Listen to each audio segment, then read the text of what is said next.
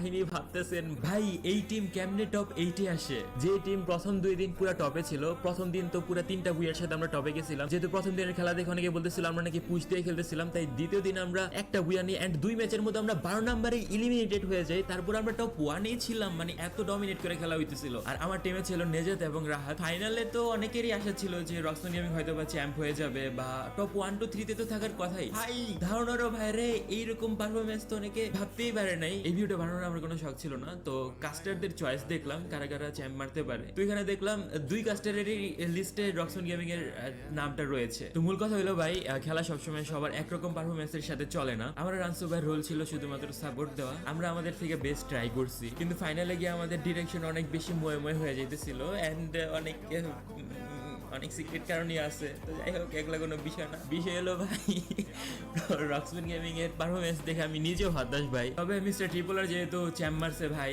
আমি happy, just এতটুকুই তোমাদের সাথে আমার ফিলিংসটা শেয়ার করতে আসছিলাম। তো যাই হোক ওইটা বিষয় না, তাড়াতাড়ি 5 মিলিয়ন সাবস্ক্রাইব করতে হবে, সবাই সাবস্ক্রাইব করো রক্সম্যানকে।